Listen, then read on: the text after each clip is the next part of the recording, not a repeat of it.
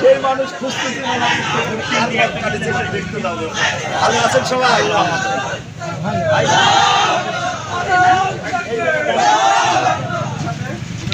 ভালো আছেন সবাই?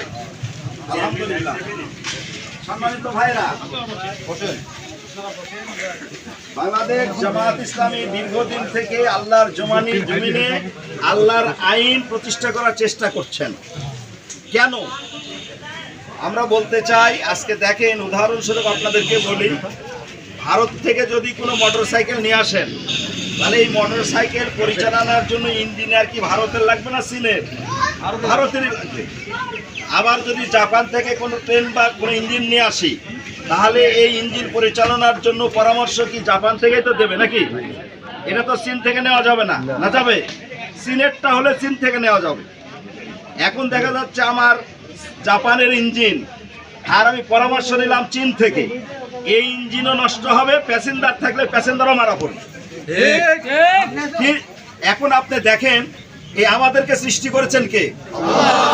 আসমান জমিন সৃষ্টি করেছেন কে?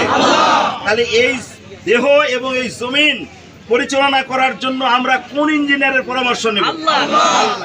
আল্লাহ পাক সেই বিধান দিয়েছেন আল কোরআন। আমরা এই কোরআন দ্বারা যদি নিজের ব্যক্তি এবং দেশ পরিচালনা করি, আল্লাহর শুকরিয়া, এই দেশ এবং ব্যক্তি ভালো চলবে ইনশাআল্লাহ। সেই কামনা আপনাদের কাছে করি। আর আপনারা সহযোগিতা করবেন। মেলা দেখেছি, একবার আল্লাহর আইন দ্বারা দেশ চললে কিরকম হয় দেখা দরকার। অনেক কিছু দেখেছি, এইবার একটু দাঁড়িপাল্লাকে দেখি নাকি? ইনশাআল্লাহ সব দল দেখা শেষ, এবার জামাত ইসলামের বাংলাদেশ।